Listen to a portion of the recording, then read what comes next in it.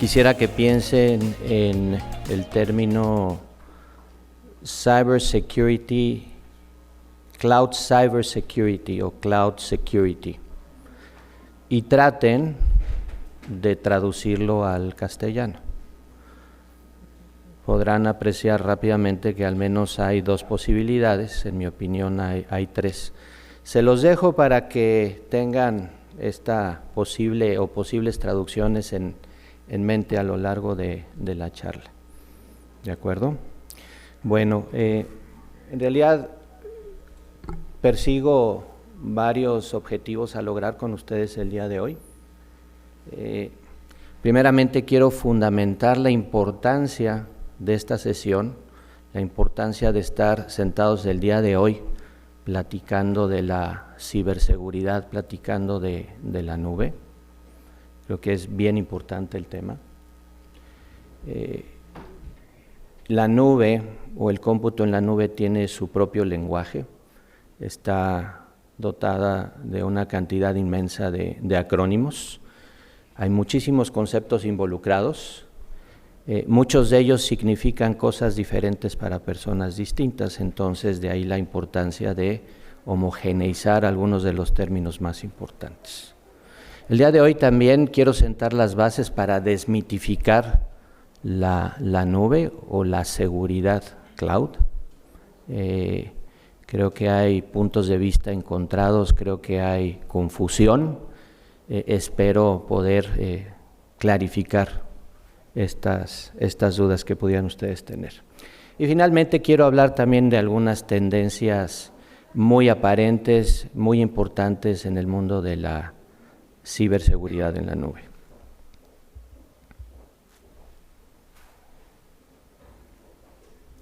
Bueno, este soy yo. Tengo más de 25 años enamorado de la seguridad de la información. Después de 25 años llego a la poco afortunada conclusión de que cada vez sé menos. Eso me preocupa mucho. Genuinamente, literalmente me siento en la nube, por no decir obnubilado.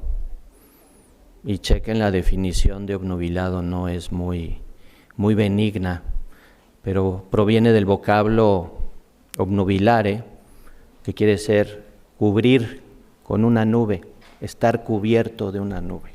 Entonces, cada vez sé menos,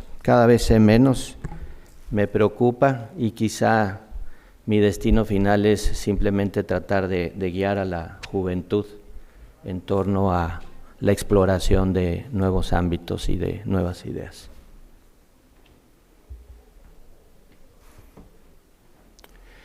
Bueno, existe una encuesta anual muy reconocida que utilizan un buen número de fabricantes, un buen número de proveedores. Es una compañía llamada Flexera. Estos datos acaban de salir prácticamente del horno. Y básicamente esta lámina nos dice que el 100% de las empresas encuestadas utilizan al menos una nube pública o una nube privada. El 80% de ellas utilizan nubes híbridas, el 96% al menos tienen una nube pública y el 84% al menos una nube privada.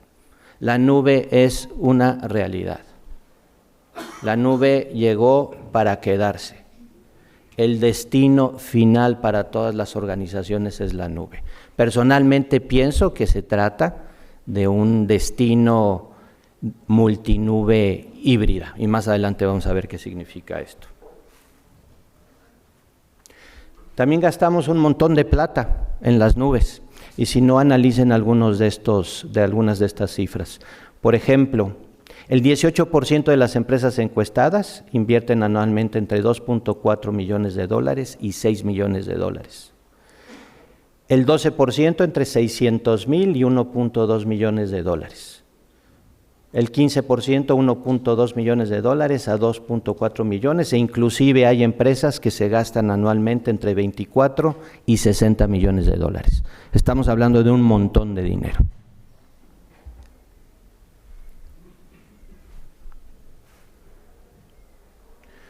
¿Cuáles son los principales retos? No debe de extrañarnos que la seguridad aparezca en primer lugar.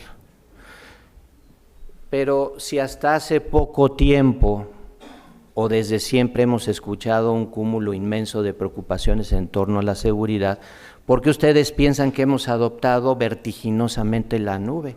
¿Acaso hemos sido negligentes? ¿Acaso hemos sido irresponsables?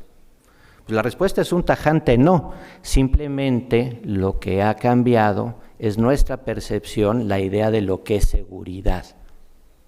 Y mucho tiene que ver con la definición o con las traducciones posibles del término Cloud Security. Vamos a verlo más adelante. Para los amantes de las cifras, bueno, y esta es una sorpresa para mí, pareciera que Microsoft, en la forma de Azure, ha desbancado ya a AWS, Amazon Web Services, ¿de acuerdo? Un 95% contra un 93%. En realidad se trata de los dos más grandes hyperscalers que existen en el mercado, seguidos desde luego cercanamente por Google Cloud Platform, Oracle e IBM también.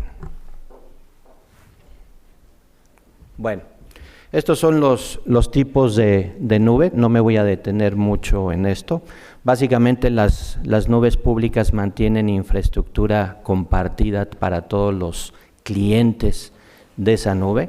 Toda la infraestructura es propiedad del proveedor de estos servicios y todo lo gestionan también estos proveedores. En el caso de las nubes privadas, se trata de infraestructura dedicada únicamente a la organización que utiliza esa nube privada. En realidad, de poco nada nos interesa saber si somos propietarios o no de esa infraestructura, dónde albergamos esa infraestructura o quién la gestiona.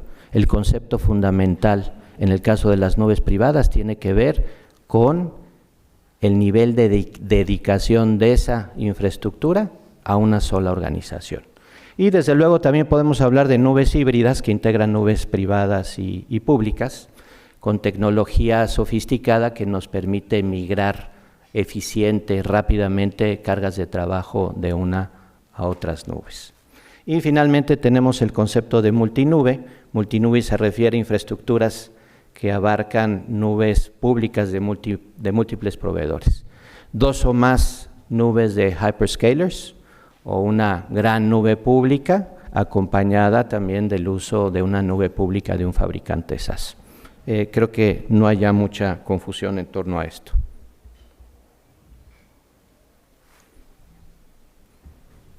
¿Qué es la nube? Díganme ustedes, ¿qué es la nube? Hay un montón de definiciones. Para mí es algo verdaderamente sencillo. La nube es el nuevo centro de cómputo. Eso es la nube. Un centro de cómputo que no utiliza un cable hacia los usuarios, hacia las estaciones individuales de trabajo de nuestros usuarios. Es un centro de datos que utiliza la Internet como medio de transporte hacia nuestra organización. El cable, primordialmente, el medio de transporte es la Internet. ¿De acuerdo? Es el nuevo centro de cómputo, el nuevo centro de datos. Hoy para muchos será un centro de datos secundario, uno terciario, pero el destino final yo creo que la nube y los data centers de esas nubes que estemos utilizando se convertirán en los centros de datos primarios. Entonces, ¿la nube es peligrosa o no? Levanten la mano. ¿Quiénes dicen que la nube es peligrosa? ¿Nadie?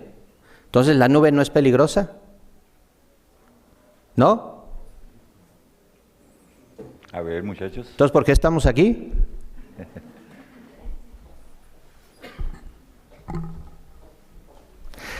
A ver, ¿ustedes creen que compañías como AWS, que mantienen cientos de data centers perfectamente blindados, en los que han invertido millones y millones de dólares, son inseguros? Todos estos proveedores han profesionalizado de buena manera la seguridad de la información. han establecido procesos muy robustos de gestión, han creado procesos técnicos muy robustos, también muy sólidos, y han equipado a sus centros de cómputo con tecnologías de seguridad pasmosas y muy sofisticadas. Los proveedores, por tanto, de servicios de nube son seguros por definición. Ya no pensemos en otra cosa. La seguridad que han logrado estos señores supera por mucho al promedio que hemos logrado dentro de las organizaciones en las que trabajamos. Ya no peleen contra eso. El problema somos los consumidores de los servicios de nube. Es ahí donde se revelan todo tipo de problemas. Bueno, para hablar de los servicios de la nube, a mí me gusta usar las metáforas. Imagínense un servicio de pizza, ¿no? Aquel que prepara una pizza hasta llevarla a nuestro paladar. Y hay varias maneras de entregar este tipo de servicio, por así decirlo. En primer lugar, podemos preparar esa pizza en casa, podemos hacernos de todos los ingredientes, del queso, de los toppings, de la salsa de tomate, de la masa. Podemos utilizar un horno de microondas, un horno eléctrico. Podemos poner una linda mesa decorada ampliamente y podemos desde luego poner ahí todo tipo de bebidas, ¿de acuerdo? Pero tenemos otras opciones también. Podemos ir a comprar al supermercado una pizza preparada, seguramente sacándola de un congelador, para llevarla a casa y cocinarla, ¿de acuerdo? Eso se parece mucho a una categoría de servicio en la nube llamada Infrastructure as a Service, ¿de acuerdo? Pero esa pizza también puede ser entregada por compañías como Domino's, ¿de acuerdo? Entonces ahí Domino's prepara la pizza, la entrega a domicilio y lo único que hacemos en casa es preparar la mesa y las bebidas. Eso se parece mucho a una categoría llamada Platform as a Service, ¿de acuerdo? Y finalmente podemos optar por salir a cenar a un restaurante y consumir una pizza. Ahí básicamente no hacemos absolutamente nada más que comernos la pizza. Eso se parece mucho a una categoría llamada Software as a Service, ¿de acuerdo? Entonces, estas son algunas definiciones. Infrastructure as a Service nos da servicios fundacionales como servidores físicos o virtuales, sistema operativo, storage, almacenamiento, networking, servicios de networking y también espacio dentro del centro de datos.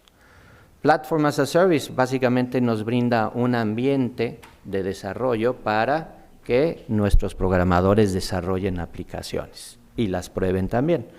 Un caso específico de Platform as a Service se llama cómputo serverless o serverless computing. Es un PaaS súper eficiente. ¿Por qué? Porque el programador se olvida de la administración, de gestionar los servidores que está utilizando para desarrollar, ¿de acuerdo? Y finalmente tenemos la última categoría, Software as a Service, en donde utilizamos aplicaciones, sistemas aplicativos de un tercero a través de una conexión a Internet. ¿Cuál es la aplicación SaaS más popular hoy en día? ¿Quién me dice eso? Hay una que todos utilizamos, o casi todos. Microsoft 365, ¿no? Bueno, ya cambió de nombre, era Office 365, creo que ya es Microsoft 365, ¿de acuerdo? Esa es la aplicación SaaS más consumida, más popular hoy en día. Bueno, este es un modelo de servicios de Gartner. Gartner suele ser bastante agnóstico, no siempre sus pronósticos son satisfactorios, pero sí aprecio mucho su punto de vista agnóstico. Entonces, esto es lo que dice Gartner en torno a los servicios que podemos consumir en la nube. Aparecen ahí algunas sorpresas, ¿no? Servicios de colocación, en donde realmente lo que hacemos es rentar piso blanco con algún proveedor, espacio de centro de cómputo, eso los americanos lo llaman colocation, y también podemos hablar de hosteo. en donde los proveedores nos dan ese piso blanco, esos controles ambientales, ese acceso físico al nivel del data center, y también nos podrían dar servicios de networking, almacenamiento y de dispositivos o servidores físicos. Bueno, entremos de lleno entonces al tema de seguridad o de cloud security.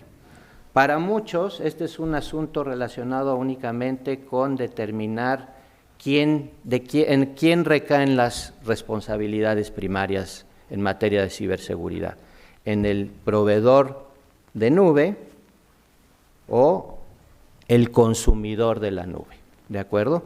Pero la ciberseguridad en la nube es mucho más que definir las responsabilidades. Definir las responsabilidades es un paso gigantesco, debemos reconocerlo, pero hay muchísimas otras cosas. Para mí, los bastiones, las piedras angulares de la ciberseguridad cloud, tienen que ver con una definición explícita de una estrategia cloud, una estrategia que mande un mensaje contundente al resto de la organización. El cómputo en la nube es indispensable para esta organización y por tanto debemos de planearla y debemos de gobernarla. Una estrategia formal, explícita, es un pilar muy importante. De la misma manera y como resultado de lo primero, necesitamos definir, formalizar todo tipo de políticas. Recordemos que las políticas resumen las aspiraciones de la gerencia, del consejo de administración, de los dueños, alrededor de cierta actividad. En este sentido, necesitamos definir políticas explícitas en torno de la propiedad sobre procesos cloud, sobre cargas de trabajo, sobre el uso de nubes específicas de tipo público. Si alguien desea contratar un servicio sin pasar por la aduana de la función de TI, bueno, ese personaje, probablemente el dueño de un proceso de negocio que no ha recibido una atención ágil por parte de TI, tendría que firmar una aceptación tácita de que es el propietario y responsable de sus actos. Y parte de esa responsabilidad tiene que ver con lograr un compliance absoluto con esas políticas establecidas, con los estándares establecidos, y tendría que también fijar criterios de aceptación de riesgo y aceptar estos riesgos. Entonces, también podemos hablar de gobernanza o gobierno en la nube. Tenemos que lograr que esos comités de tecnología de información, esos comités de seguridad, de ciberseguridad, realmente dicten lineamientos estratégicos, estén supervisando celosamente el desempeño de la organización en materia de cloud computing y que además vigilen estrechamente también la correcta administración de los riesgos aparejados. Tenemos que desarrollar también todo tipo de habilidades organizacionales. La nube es complicada, la nube tiene su propio lenguaje. Los patrones de comportamiento, los conocimientos adquiridos, ¿no?, en el cómputo tradicional, si bien importantes, no embonan del todo muy bien con la nueva realidad planteada por la nube. Necesitamos formar nuevos profesionales diestros, ¿no?, en el manejo de las nubes, de los servicios construidos ahí y sobre todo expertos también en configuraciones de ciberseguridad al nivel de las nubes. Y para complicar más aún el problema necesitamos tener planos de seguridad y de monitoreo. Si el destino final, como lo dije hace algunos minutos, es una nube, una multinube híbrida, pues vamos a estar concluyendo, administrando un montón de consolas de administración, tantas consolas de administración como proveedores de nube estemos utilizando. Entonces necesitamos un plano único, una consola maestra desde la cual podamos gestionar todos los servicios que estamos contratando en un montón de nubes, algo complicado de lograr. Bueno, para mí, y regresando un poco a la traducción del término Cloud Security, para mí Cloud Security es un perro de 3 cabezas, una bestia de 3 cabezas. Una cabeza llamada seguridad de la nube. La seguridad de la nube es responsabilidad del proveedor de los servicios de la nube. La seguridad en la nube, que es la responsabilidad de quienes consumimos los servicios en la nube. Y finalmente, la parte, digamos, más sexy, más apetecible hoy en día, pues la seguridad desde la nube. Existen también ya un montón de proveedores bajo la categoría de Security as a Service. El futuro de la ciberseguridad, por cierto, está en la nube también, como proveeduría de servicios de seguridad, y buena parte de los servicios de este tipo de proveedores alimentan y protegen a las nubes. Entonces, básicamente vamos a hablar de estos tres tópicos. En una hora difícilmente vamos a poder detallar, pero sí quiero sentar las bases para que ustedes puedan explorar con mayor detenimiento y detalle todo esto. ¿Está claro? Entonces, Cloud Security puede ser traducido como seguridad en la nube. Cloud Security puede ser traducido como seguridad de la nube o en la nube y también desde la nube, ¿de acuerdo? Son ámbitos distintos. ¿Estrechamente ligados? Sí. El problema con las dos primeras es que las responsabilidades varían de acuerdo al tipo de servicio que estamos contratando y de acuerdo con el proveedor, con la marca específica que estamos contratando. Todas las marcas de nubes públicas tienen modelos de responsabilidad compartida distintas, y eso es lo que vamos a ver a continuación. Entonces, estos son los modelos de responsabilidad compartida de algunos de estos proveedores. Por ejemplo, en la parte superior izquierda tenemos el modelo de Microsoft, en la parte superior derecha el de AWS, el de la parte inferior izquierda tenemos el de Google y finalmente tenemos el modelo de responsabilidad compartida de IBM. Entonces, si se fijan, esto genera confusión.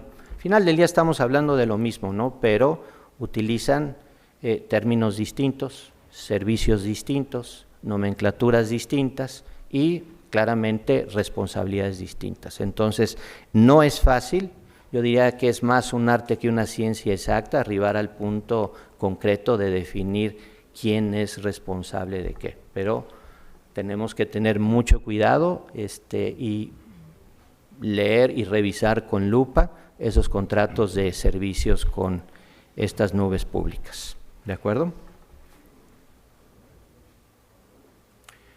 Este es un modelo de responsabilidad compartida mucho más neutral, mucho más agnóstico, desarrollado por Gartner. Me gusta mucho porque observamos en la parte superior a la gente, ¿no? ¿Quién controla a ese bicho raro llamado ser humano, ¿no? La organización tiene que controlar a su gente y desafortunadamente como seres humanos pues vivimos una dualidad terrible, ¿no? Podemos hacer grandes cosas, pero también podemos obrar malditamente, ¿no? Claramente controlar al ser humano y esta dualidad en su naturaleza pues representa el reto más grande, y al final del día todo acaba en eso, ¿no? En controlar de mejor manera las acciones, las voluntades y los actos del ser humano. Entonces, los datos siempre serán responsabilidad también de quien consume los servicios en la nube. Tenemos que protegerla, y desde luego el acceso a los servicios, a los datos, pues es una responsabilidad que siempre va a caer dentro de quien consume la nube.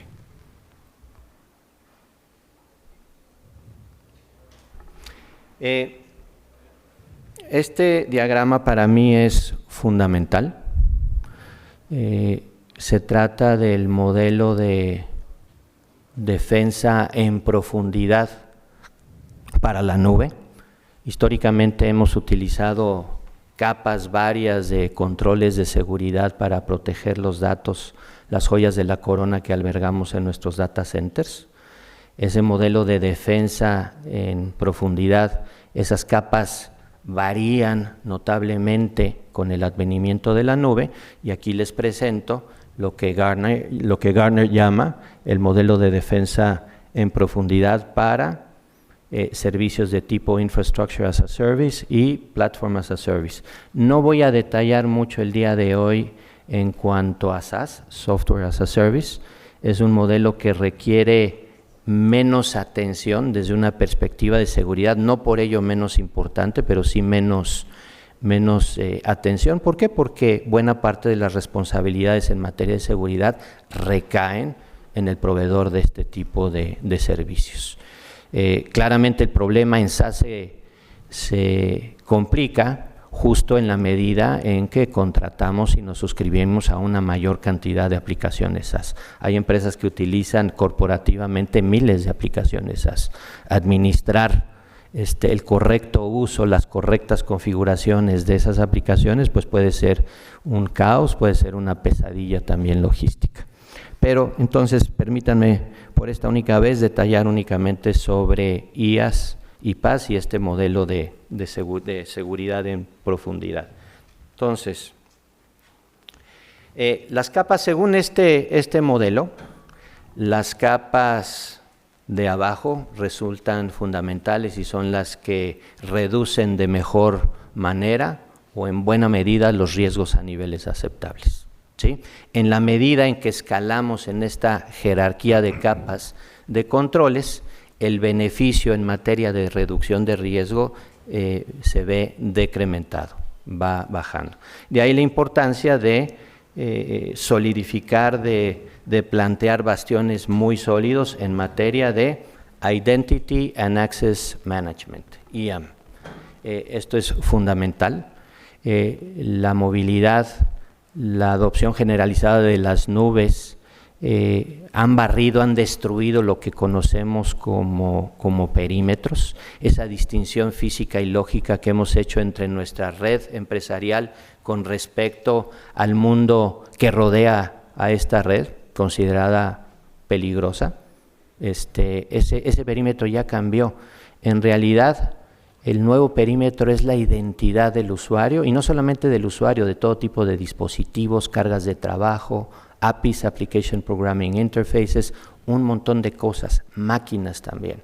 Entonces, si lo reflexionamos por algunos momentos, la identidad es realmente y la comprobación de la identidad es la única distinción real que podemos hacer entre algo que está autorizado y algo que no lo es. Entonces, la identidad jugará en los próximos años, y la correcta gestión de identidad es un papel preponderante, ¿no? Es nuestra primera línea de defensa, es lo que representa la diferencia entre lo bueno y lo malo en muchos sentidos.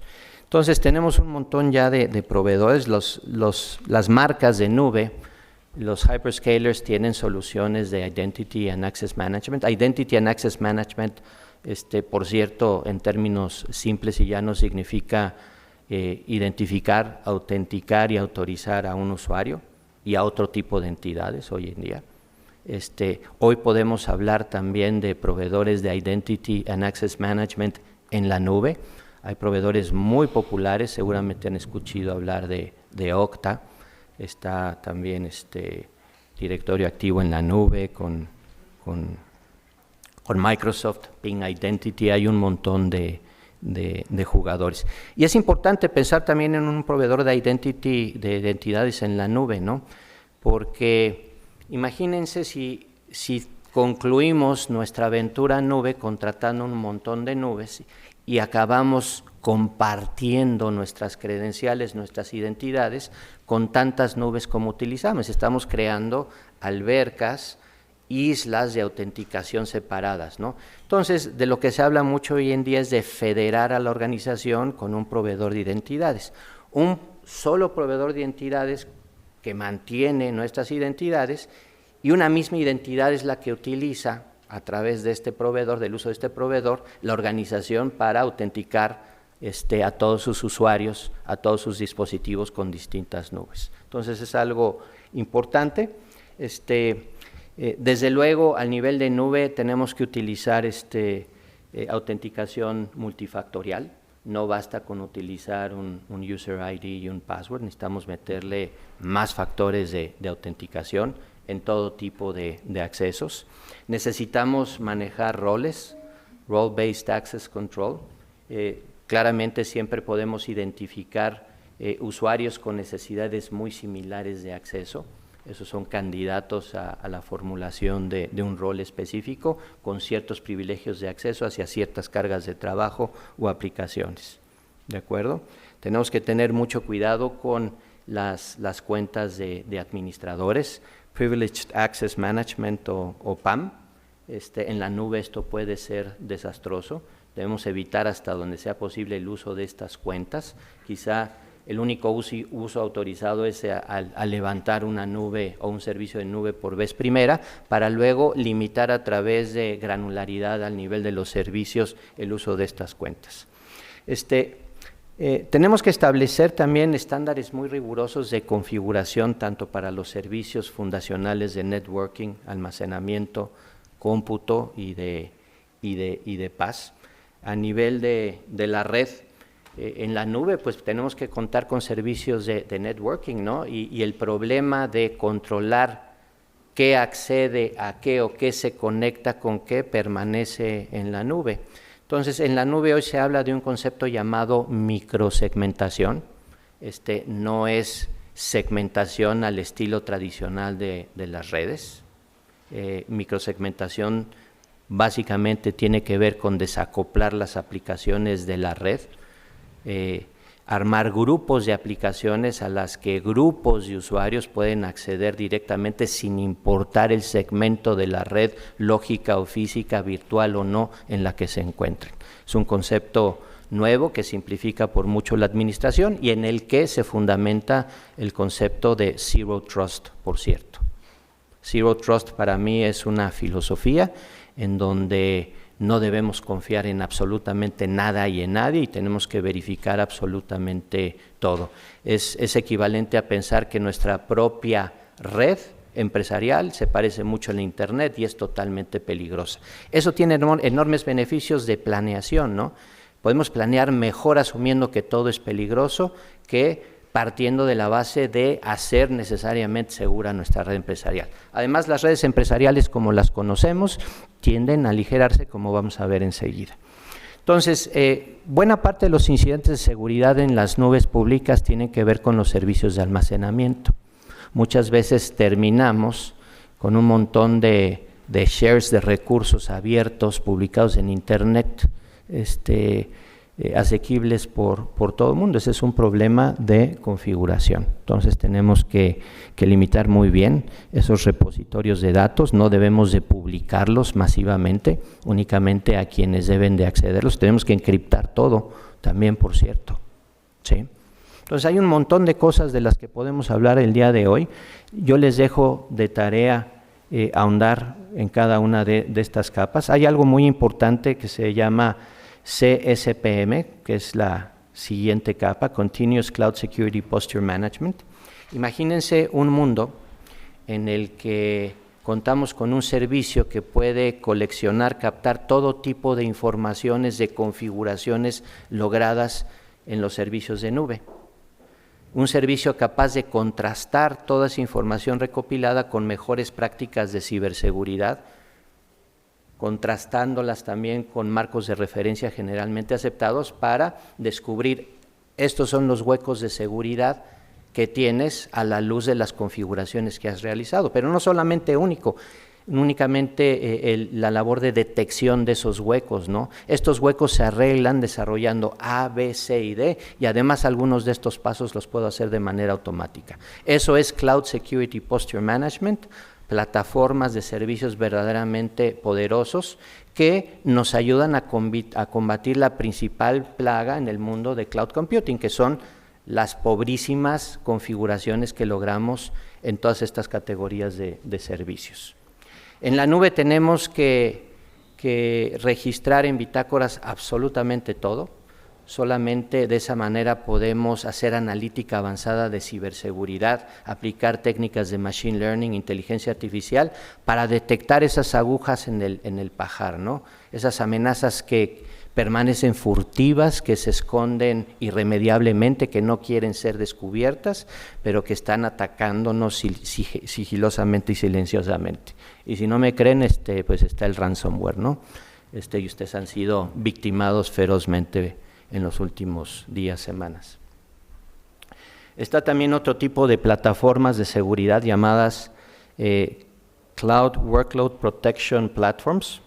Son las que protegen las cargas de trabajo desde dentro a las máquinas virtuales, escanean vulnerabilidades en estas cargas de trabajo, analizan también huecos de seguridad en contenedores.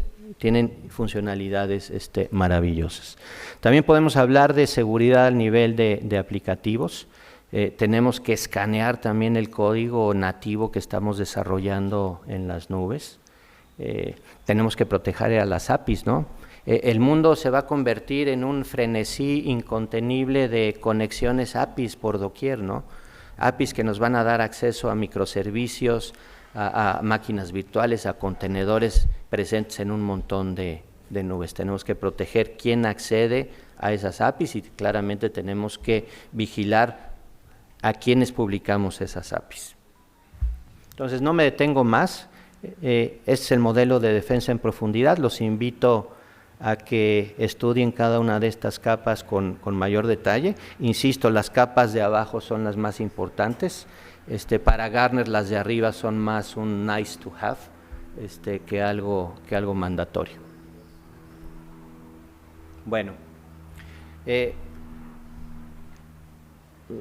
este modelo, los hype cycles de Gartner suelen ser interesantes, ¿no? Porque describen la evolución de las nuevas tecnologías, de las innovaciones, ¿no? Y básicamente en esta curva vemos cómo diversas tecnologías desde su aparición generan grandes expectativas, luego decaen en el tiempo para luego encontrar algunos casos de uso masivos para masificarse y quedarse para siempre en el mercado. En el bajón de la curva muchas tecnologías también desaparecen y debo reconocer que no todas las tecnologías son objeto de este mismo comportamiento. Esta lámina es importante porque describe el cúmulo de tecnologías que nos apoyan o nos pueden apoyar en el mundo de cloud computing, tecnologías de seguridad. Si yo fuera ustedes, haría mucho hincapié en las que dicen menos de 2 años. Los años quieren decir la expectativa de Gartner para que una tecnología en específico se convierta en mainstream y se masifique, ¿de acuerdo? Esta es la ubicación relativa de ciertas tecnologías hasta el año pasado. No ha surgido un nuevo hype cycle para tecnología de seguridad en la nube para el 2022. No debe de tardar. Entonces, esta es la ubicación que presentan estas tecnologías.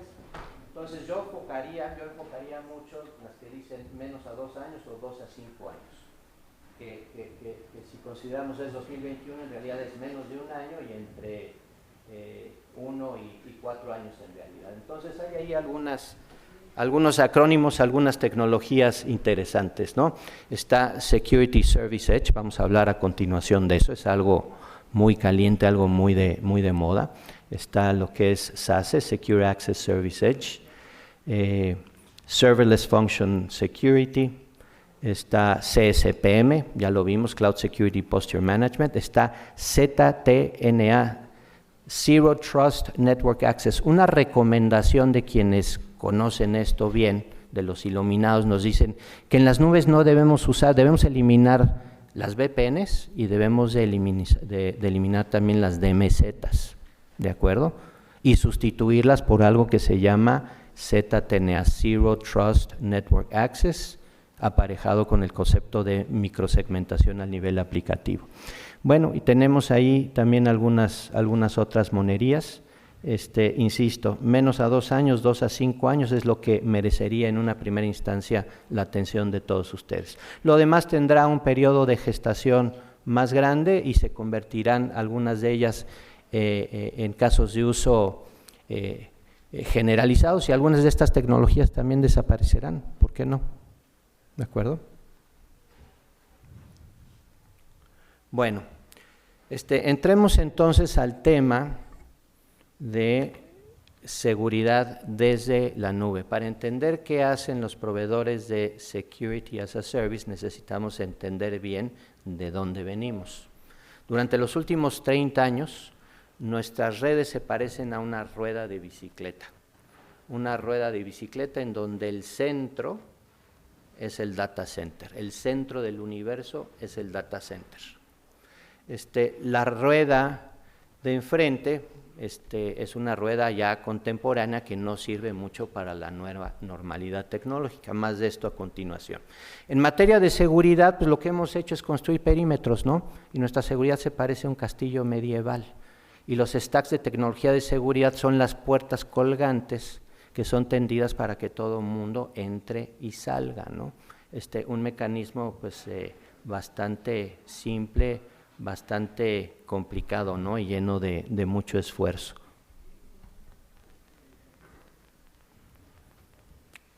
Y me refiero a esto, ¿no? A nivel de red lo que hemos hecho es adoptar un modelo de hub and spoke, en donde la red ha sido optimizada para llevar el tráfico de todas nuestras localidades de la manera más eficiente y rápida al data center. ¿Por qué al data center? Porque en el data center viven todas nuestras aplicaciones. ¿Cómo hacemos esto? Generalmente contratando servicios MPLS, que son bastante onerosos, bastante caros. ¿De acuerdo? Bajo esta arquitectura de red, hub and spoke, insisto, el data center es el centro de gravedad, el centro del universo. ¿Qué hemos hecho en materia de seguridad? Como les decía, hemos hecho una distinción muy clara entre la red interna, la red empresarial segura, en teoría, y el mundo exterior totalmente inseguro. Y en los puntos de egreso y de ingreso a nuestra red empresarial hemos colocado pilas y pilas de dispositivos de seguridad. Un stack que nos sirve para revisar el tráfico saliente que se conecta hacia el mundo exterior y regresa también, y también un stack tecnológico que protege las conexiones que surgen, que nacen en el exterior y que entran a nuestra organización. Y ahí podemos hablar de varios tipos de artefactos: firewalls, IPS, filtradores de URLs, motores de Data Loss Prevention, inspección de tráfico SSL. Este es un caso de uso superlativo. Se estima que más del 70% de malware hoy se esconde detrás de conexiones encriptadas. Si no desencriptamos estas conexiones, no vamos a detectar absolutamente nada. Los appliances que utilizamos en nuestras organizaciones pueden desencriptar tráfico, pero pagamos un precio muy alto, y ese precio es un deterioro generalizado de la experiencia del usuario. ¿Y qué hacen desafortunadamente muchas organizaciones de TI? Apagan la desencripción SSL para no tener ningún tipo de disputa con sus usuarios VIP, en detrimento, desde luego, de la seguridad. Cualquier similitud con la realidad es meramente una coincidencia, ¿verdad? Bueno, entonces esto es lo que hemos hecho durante muchos años. Yo les pregunto, ¿cuál es el costo total de propiedad de mantener todas estas pilas de dispositivos? Y costo total de propiedad no significa únicamente el costo del hardware que adquirimos inicialmente, ni las cuotas de mantenimiento anual. Tenemos que factorizar otro tipo de variables. ¿Cuál es el costo laboral asociado a mantener arriba estas cajas y actualizadas a través de parches en todo momento? Ahí se nos va la mitad del costo laboral. ¿Qué hay del costo del consumo de energía eléctrico de estos cacharritos? ¿Qué hay del costo del espacio físico ocupado por estos dispositivos en el data center? ¿Qué hay del costo de mantenimiento y operación de los servidores de datos que utilizamos para almacenar toda la información que generan los dispositivos? Porque debemos reconocer que en muchos de los casos revisamos toda esta información a posteriori, después de los hechos. Entonces, si pudiéramos factorizar todas estas variables en el TCO, pues claramente vamos a arribar a un número que resulta ser mucho mayor que el costo de las suscripciones que pagamos a los proveedores Security as a Service. Pero sorpresa, el mundo ha cambiado. Hoy los usuarios no están trabajando en la oficina. Esta ya era una tendencia previa a la pandemia. La pandemia no hizo más que exacerbar este fenómeno. Hoy las organizaciones están instituyendo de manera oficial modelos de trabajo remoto o modelos híbridos de trabajo. El usuario está dentro y fuera de la organización, más fuera que dentro de la red empresarial. ¿Estamos de acuerdo? También estamos migrando un montón de aplicaciones hacia nubes públicas bajo el modelo SaaS o bajo la figura de cargas de trabajo migradas a nubes públicas como Amazon, como Azure, como Google Cloud Platform y algunos otros, ¿de acuerdo? El fenómeno de Edge Computing es llevar capacidades de procesamiento, poder de cómputo, almacenamiento a los puntos, a estar muy cerca de los puntos en donde distintas entidades producen y consumen información en tiempo real.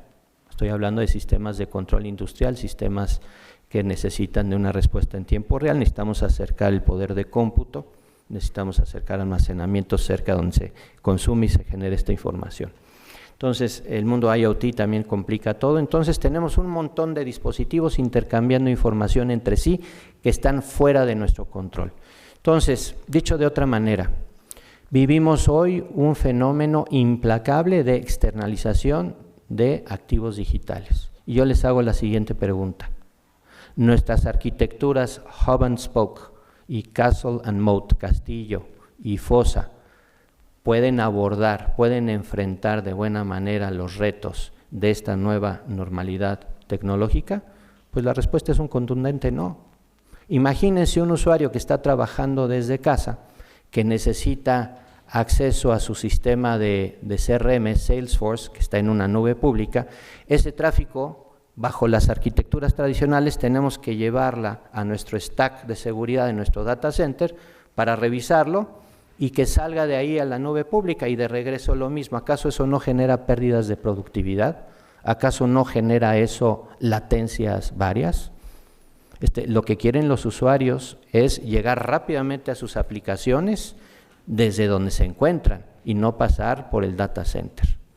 ¿De acuerdo? ¿Qué hay de los datos, por cierto? Los datos ya no están en el data center, también están afuera. Perdón.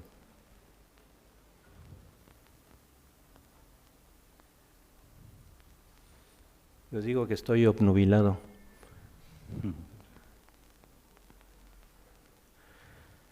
Bueno, creo que llevamos demasiados años acopiando dispositivos de seguridad. No es un modelo que embone bien con la nueva normalidad tecnológica. Este fenómeno de externalización, esta distribución masiva de activos digitales necesita forzosamente de un modelo de seguridad distribuido. Del TCO mejor no hablamos, ¿no? Mantener estas pilas interminables de appliances es bastante caro, ¿no? Para además terminar apagando muchas de las funcionalidades, por una razón muy sencilla, ¿no? Los dispositivos tienen memoria y procesamiento finitos. Muchos de los appliances que utilizamos tienen un montón de funcionalidades, pero si prendemos todas empiezan a sacar humo. No tienen suficiente memoria, no tienen suficiente procesamiento. Los proveedores de servicios de seguridad desde la nube pues tienen cientos de miles de procesadores y memoria prácticamente infinita. Entonces pueden activar en paralelo todos estos servicios. Bueno, entonces, en muchos sentidos, la seguridad tradicional, histórica, ha pretendido acercar al usuario a donde se encuentra la seguridad, llevar el tráfico que generan los usuarios a los dispositivos de seguridad. Bajo el modelo Security as a Service las cosas cambian.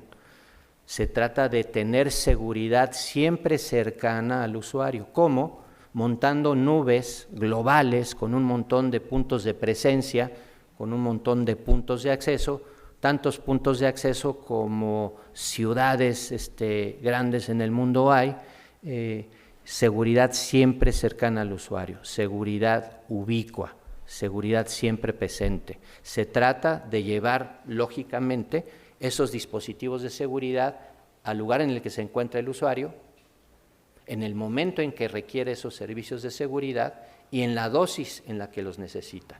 Hasta hace poco eso resultaba absurdo, mágico. Hoy esto ya se puede lograr a través de los proveedores de Security as a Service. Y básicamente lo que han construido son, insisto, nubes masivas, bajo el lema Zero Trust y con un montón de puntos de presencia. Y hay dos casos de uso principales. Abajo tenemos a toda nuestra fuerza laboral, independientemente del lugar en el que se encuentran, independientemente del dispositivo que utilizan, independientemente de la conexión en uso, accediendo a dos tipos de aplicaciones externas, sitios web públicos o aplicaciones SaaS, y por el otro lado aplicaciones internas, cargas de trabajo residentes en nubes públicas o aplicaciones residentes en nuestro data center. Bajo esta nueva arquitectura, el data center es un destino más, no es el centro de gravedad, ¿de acuerdo?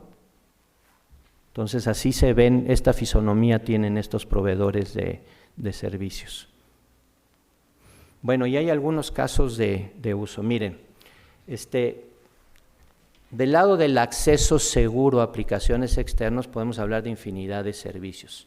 Anti-malware web, podemos hablar de protección contra amenazas avanzadas. Muchos de estos proveedores analizan el tráfico al 100%, byte por byte, de manera bidireccional. Tienen varios motores de anti-malware web. Tienen servicios de DLP, Data Loss Prevention, a través de la definición de diccionarios de palabras restringidas, frases restringidas, tienen compiladores de expresiones regulares. A través de una expresión regular muy sencillita podemos abarcar grandes universos de información. Tienen servicios de CASB muy populares también hoy en día, Cloud Access Security Broker. La nube ha propiciado también lo que llamamos Shadow IT, el uso de aplicaciones no autorizadas por TI. Los servicios de CASB, entre otras aplicaciones, nos permiten identificar quiénes están utilizando aplicaciones no sancionadas por TI.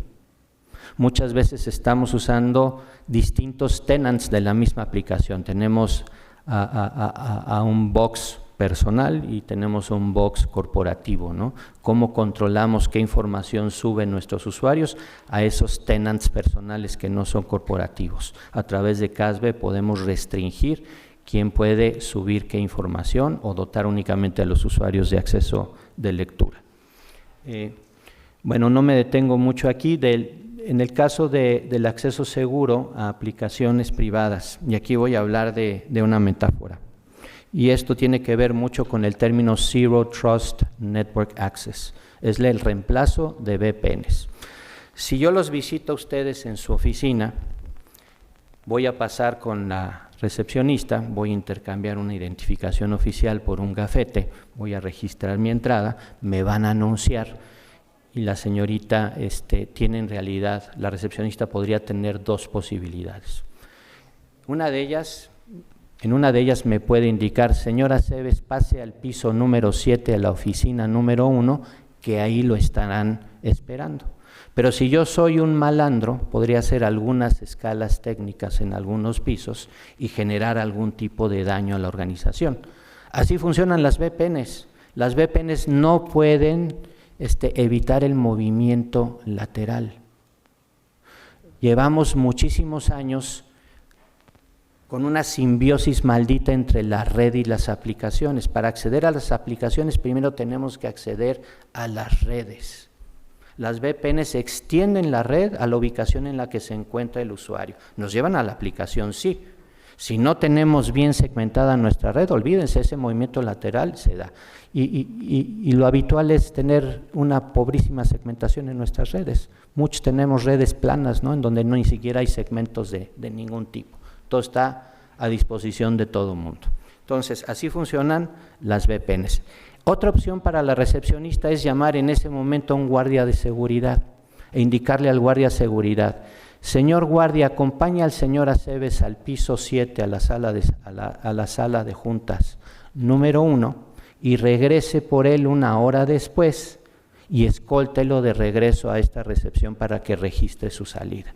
Así funciona ZTNA, así funcionan los servicios de acceso remoto seguro a aplicaciones, ¿ok? Y no estoy hablando únicamente de acceso remoto. Este acceso Zero Trust que lleva al usuario directamente a sus aplicaciones y no a la red, se puede dar dentro de la oficina también, no únicamente desde fuera. Entonces es un caso de uso poderosísimo. Y podemos hablar también de casos de uso que tienen que ver con la experiencia del usuario. Si todo el tráfico que generan nuestros usuarios hacia aplicaciones externas e internas pasan por esa nube de seguridad, pues esa nube de seguridad se encuentra en inmejorable posición para originar todo tipo de problemas. Muchas veces cuando hay problemas en la conexión estamos a ciegas, no sabemos qué hacer. Si el problema es el dispositivo, la nube nos lo dirá. Si el problema es algún brinco en la conexión, lo sabremos qué brinco. Si el problema es la aplicación, también lo sabremos. Y finalmente, también este tipo de proveedores brindan todo tipo de servicios de protección en nubes públicas también. Estos proveedores brindan Cloud Security Posture Management. Hay un terminajo nuevo que se llama Cloud Native Application Protection. Ahí venía en el Hype Cycle de Gartner, todavía le espera tiempo.